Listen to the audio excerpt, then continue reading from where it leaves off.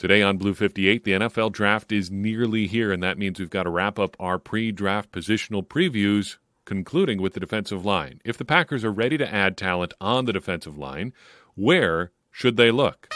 Blue 58! Hello and welcome to another episode of Blue 58, the one and only podcast of thepowersweep.com. I'm your host, John Meerdink, and I'm happy to be with you here for another episode. We've got to end somewhere, and this year we are ending with the defensive line. It's an interesting class. I've said that about every position because they are all interesting. Some really, really good athletes this year on the defensive line, and then a bunch of different kinds of guys that you can look at on the defensive line. A bunch of different directions the Packers could go with it. You've got your short, squatty guys. You've got your long athletes. You've got guys that are just incredible testers. You can find it all. And on top of all that, there are some guys that are just phenomenally productive in this year's draft class. A good mix and a lot of value at all levels of the draft. According to our numbers, there were 23 players projected to go in the top 250 again at the time of our capture. 14 of those guys were in the top 150. And of the guys that were available in that overall sample of 23, 9 of them made it into at least one of our tiers. Tier 1, Tier 2, Tier 3. But there are some very near misses. All that to say, there's at least probably 10 to a dozen or so guys that you could reasonably draft in this year's draft class that would check a lot of the boxes that we look for. And then there's any number of guys beyond that we may just not have numbers on or just don't meet the thresholds for whatever reason that could still be very good players. I think if you're looking for defensive line help in this year's draft, the overall point here is you're probably in pretty good shape. There's a lot of stuff that you can do. The problem for the Packers is that it's a little bit unclear what they need or what they want. In terms of their needs, you could say that they're set for right now, but their depth on the defensive line, I would say, is pretty uncertain in both the short and long term. So short term, like the next 1 to 2 years, long term, beyond that. Short term, Kenny Clark is in a contract year. Devontae Wyatt could be in his second to last year. That's a long way to go, but they're going to have to pick up his first-year option one way or another, decide on his first-year option one way or another after this year. Then you've got Karl Brooks and Colby Wooden both in year 2, and I think both are question marks in their own way, looking a little bit longer term. On Karl Brooks, I think you're wondering if he showed you all he's got in 2023. Did he just peak there? Is that maximum Karl Brooks? You'd like to think not, but it's certainly possible. Then you ask about Colby Wooden, does he really have anything at all? There were a lot of advanced and not so advanced numbers that pointed to Wooden not having a particularly good rookie year, and from the outset there were some fit questions about him. And then you've got TJ Slaton heading into his final year of his contract. You've got to ask yourself, what is he to the Packers, and maybe more specifically, what is he to Jeff Hafley? Does he fit with Hafley's vision for the defensive line? And that leads us to the second point. Their wants are also unclear. The book on a Jeff Hafley-style defense, looking at Robert Saleh, the larger kind of Seahawks-Jaguars tree there, Gus Bradley, Pete Carroll, all those guys that started kind of the defense that has filtered down through Saleh and Hafley and DeMeco Ryans and guys like that, is the idea is they want smaller defensive linemen, especially edge rushers, but also elsewhere on their defensive line. They tend to go a little bit smaller.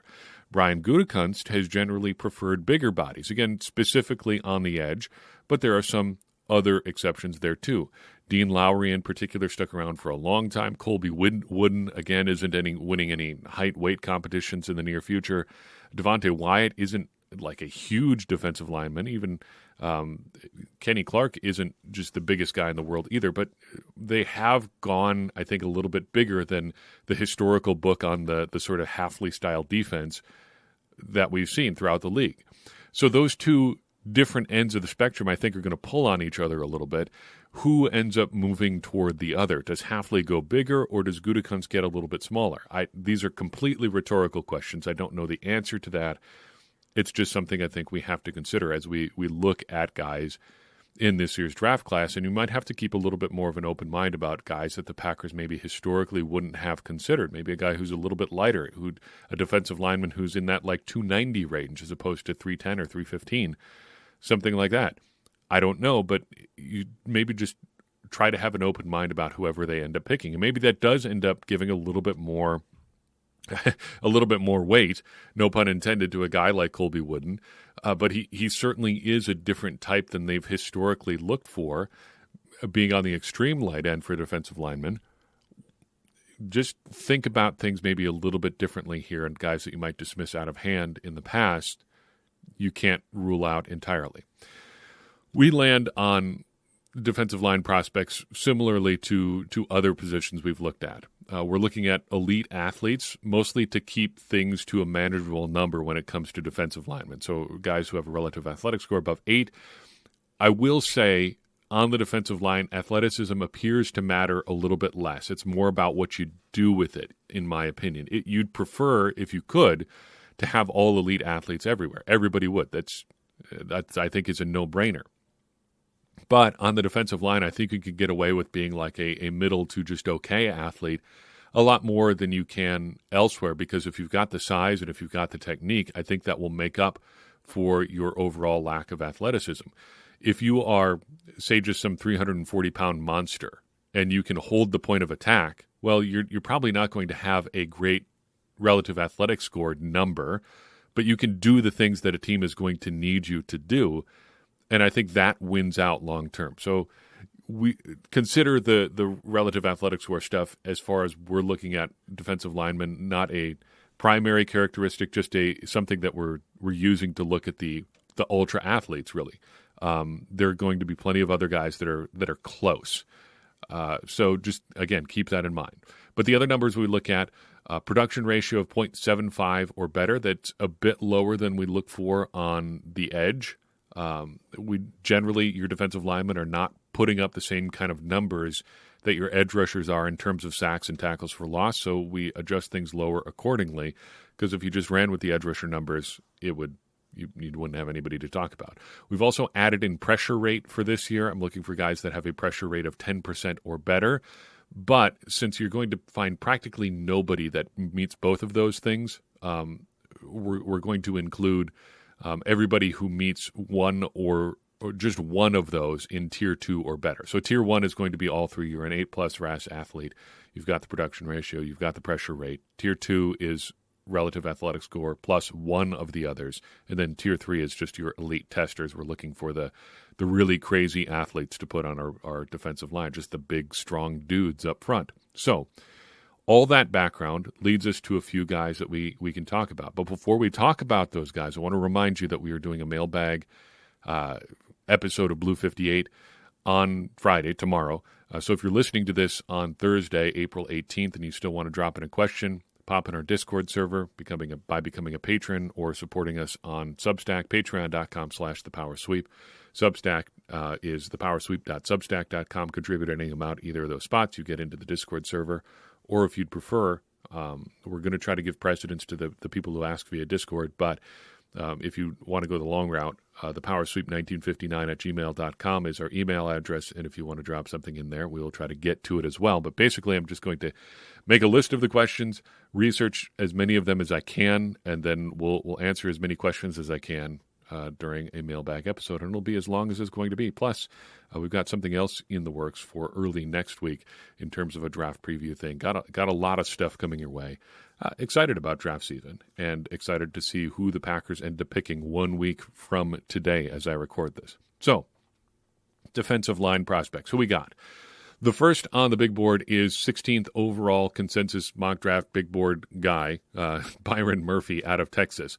6 feet tall, 297 pounds. He hits on relative athletic score, just misses on production ratio, but his pressure rate is 12.06%, the second highest in our sample of defensive linemen.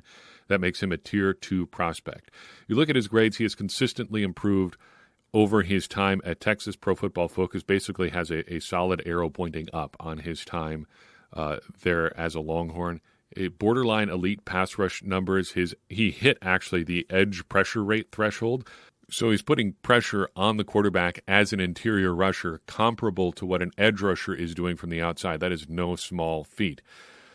But I guess I'm setting myself up there. You talk about small, no two ways about it. He is small for a defensive lineman. That is not a deal breaker for me. I don't think it's a deal breaker for the Packers. If you look at some of the things that they've done historically, there are some outliers there. Mike Daniels immediately comes to mind. but it could be a real problem. It might take him off some people's boards entirely. A 6 foot, 297-pound defensive lineman is probably about as big as he's ever going to get. He's not going to add significantly more weight. It would be a real surprise to see him add any more height, though it's not impossible. Stranger things have happened, but he is on the smaller side for an interior defensive lineman. Fun fact about him from the Pro Football Focus draft guide, put this on your radar. Perhaps nothing better sums up Murphy's physical strength as a player, than that he played nose tackle despite 360-pound Devondre Sweat's presence on the Texas defensive line. That's a pretty ringing endorsement for a guy who is a little bit smaller, but he's playing the most probably physically demanding position on your defensive lineman, despite there being a much, much bigger guy on your defensive line. Next up is number 45, Braden Fisk out of Florida State, a 6'3", 292-pound prospect. Tier 1 guy, 9.88 relative athletic score, production ratio of 1.01. Put an asterisk on there, though, because he has 36 tackles for loss, 19.5 sacks in 55 college games. There is some discrepancy in his numbers on the number of games he played in college, which would drop him down below that 1.0 threshold. College Football Reference has him for 55 games. His Florida State bio has him playing 58 games. Take that however you will. He's done pretty well production-wise. He has a pressure rate at over 11%, which is good no matter how many games he's played in. And that really is the credit here for Fisk. As productive as you'll find among the members of this defensive line group, undeniable numbers across the board, has it in both the counting stats and the rate stats. I think that bodes pretty well for his success at the NFL level. The knock on him is that he's kind of got this weird mix of being an older prospect but being sort of inexperienced. He started out at, I forgot to look it up. I believe it's Western Michigan before ending up at Florida State. Somewhere else. It was Western Michigan because I noted the Matt LaFleur connection for his fun fact here. He started out at Western Michigan, played a bunch of games there, 30 starts, but didn't play just a ton of snaps at Florida State. In the Pro Football Focus draft guide, they noted he only averaged like 29.8 snaps per game. He was not just a guy who was on the field all the time, which you can take a number of different ways. Did they not have him on the field all the time because he wasn't that good? Did they have other guys who were comparably as good? Did they just have a bunch of really good defensive linemen? They were just rotating everybody in and out. You can interpret that a bunch of different ways. Just include it in your mind as a data point here. He will also be 24 years old on draft day, so that makes him an older prospect. He'd be 25 heading into his second season. Sometimes a deal breaker for the Packers. They like generally to draft younger prospects, though not always. Devontae Wyatt is a notable outlier there. Fun fact, though, as I noted, he did play at Western Michigan, where Packers head coach Matt LaFleur also played for a short spell. Maybe possible connection there. You're really stretching, I think, if you're hoping for that. But of note, at least. Number 51 on the consensus mock draft big board is Chris Jenkins out of Michigan, 6'2", 299 pounds. He is just an athleticism guy. Tier 3 prospect, 8.91 relative athletic score. Production is sometimes a usage thing. You don't have as many opportunities to rush the passer, so you don't get as many sacks or even tackles for loss. It's hard to put up a good pressure rate if, even though you are technically rushing the passer on a passing down, it may just be more your job to eat up blocks to clean up another guy on a stunt, just rushing as a two-gap pass rusher, trying to take up as many blocks as you can, setting up somebody else to really go after the quarterback. That is some people's jobs. I don't have an in-depth knowledge of Michigan's defensive schemes, so I can't say for sure what Jenkins was doing there. But I do think it is interesting that he has some questionable pass rush numbers, and we had this same discussion a few years ago about Rashawn Gary and his numbers. We can learn the lesson there. It wasn't always Rashawn Gary's job to get to the quarterback at Michigan, and he's proven in the NFL that he can do it quite well. So college numbers aren't everything, but Jenkins does not have particularly good production numbers in college. He does, however, have pretty good size for a guy who's probably going to end up being a 3-technique defensive tackle, has good athleticism, again, does not have the production, but seems like the kind of guy, just looking at what people say about him, how he played at Michigan, how much he played at Michigan, he seems like the kind of guy where you're going to plug him in and he's going to be a non-negative player for you on your defense for a pretty long time.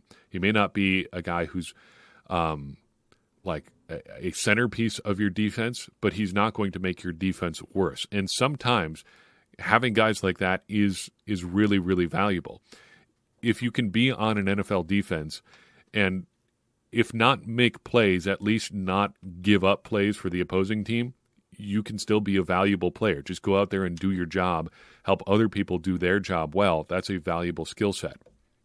Fun fact about Chris Jenkins, his dad, Chris Jenkins Sr., played in the NFL, and his uncle, Cullen Jenkins, played in the NFL. That's not the fun fact. You probably knew that. You probably guessed that from his last name.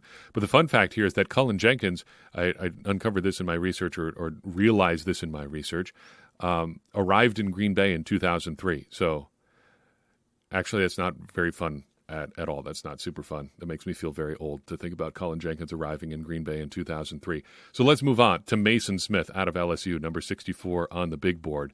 6'5", 306 pounds, 8.96 relative athletic score, production ratio of 0.8, pressure rate, just 7.04%. So that makes him a tier 2 prospect. Not great on the pressure rate, though overall pretty productive.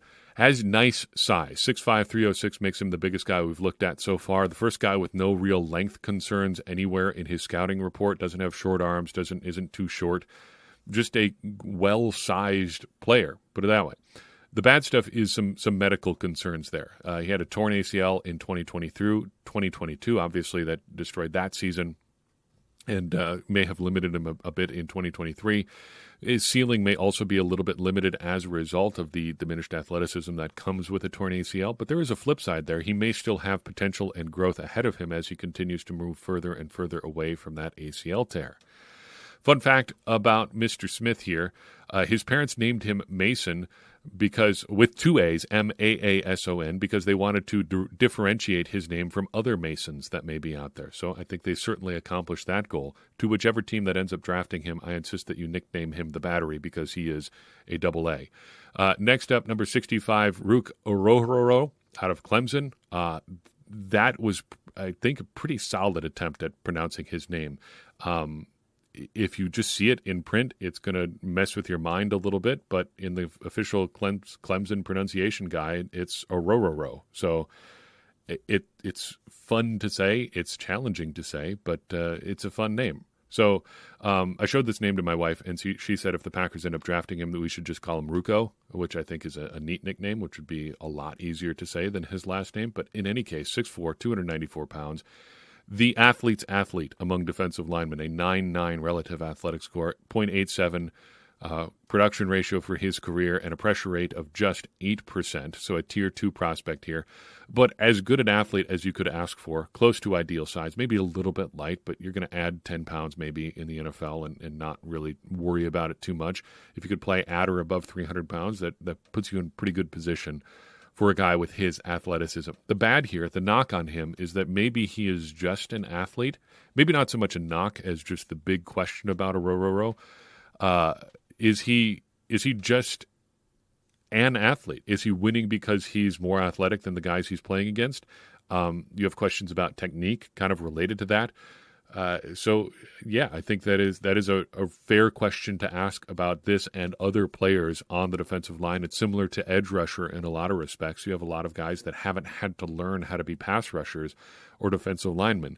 You don't learn about footwork or hand placement or leverage as much when you are just bigger and stronger and faster than everybody else. Because why would you? Why would you bother spending practice time learning technique when you can spend more practice time or maybe just time in the weight room or whatever doing more of what you're already good at to increase those qualities? You understand why guys end up at this point in their NFL careers because they just don't have to be good at the other things.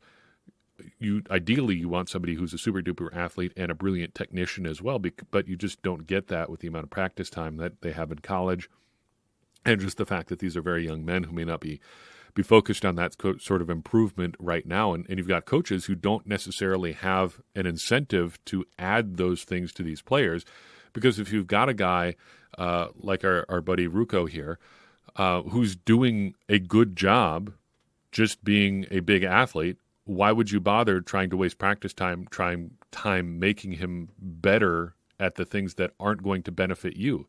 if he needs to be a better technician at the NFL level to succeed at the NFL level, you kind of look at him and say that's either your problem or your future NFL coach's problem. You're doing what I need you to do right now. I'm going to spend my time in practice or whatever working with a guy who isn't succeeding because you're doing just a fine job. It's kind of a misalignment of incentives there, and you see why guys end up in this sort of position where you wonder if they are just good athletes and maybe not good football players yet because they haven't had to be good football players to this point. I don't know for sure if that's all necessarily true about this player in particular, but I think that is sort of an endemic problem to draft analysis and stuff like that. Guys get knocked for not having great technical skills when they haven't had to develop them, and coaches have no reason to develop them. The fun fact about Orhorhoro is that he has been at Clemson since 2019, but is only 22 and a half years old on draft day. Also graduated with a sociology degree in 3 years. Not too shabby at all. Bonus fun fact, he says in his official Clemson bio that he picked the school in part because he enjoyed playing with them on the NCAA video game, which I just think is kind of neat. Next up is prospect number 111, Mekhi Wingo out of LSU, another LSU guy for our consideration here. 6 feet tall, 284 pounds here, looking at a maybe even slightly shorter Colby Wooden there, weight-wise. He's just an athleticism guy, cracked 8 in relative athletic score. Not too shabby grade-wise as a defender. Comes up in his scouting reports as well. That is a mainly effort thing, I think, both in college and in the NFL. Run defense comes down basically just to a lot of effort, which I think is a credit to Wingo here. The bad stuff is that he's really the very definition of a tweener. The weight says a very heavy edge rusher or maybe a 3-technique defensive tackle. The height says maybe you're an off-ball linebacker and a short one at that. What do you do with a guy who's 6 feet tall and 284 pounds? They do list him in the official LSU bio as being 6'1". He measured at the combine closer to 6 feet tall, certainly under 6'1". He's a small defensive lineman. What do you do with that? I don't have a great answer for you there. Fun fact about him: he was presented the number 18 jersey prior to the start of the 2023 season. And according to LSU, the number 18 jersey is given to the player who best represents the traits associated with LSU football and its mission to graduate champion. So Wingo, the unofficial mascot of LSU football, for what he brings to their program. That, I think, is a pretty significant honor. A few guys below the 150 threshold. So on the big board, we've focused more on the guys that are in the top 150 or so. There's a few other guys that I think are worth mentioning here outside the top 150. 158 is Gabe Hall out of Baylor, 9.21 relative athletic score. Big, long guy, 6'6", 291 pounds. If we're looking for the connections to like the Robert Saleh, DeMeco Ryans, maybe San Francisco 49ers tree, Eric Armstead comes up immediately to mind just as a physical comparison here. I think you could wonder if the Packers might need to add a guy like that or might be interested in adding a guy like that.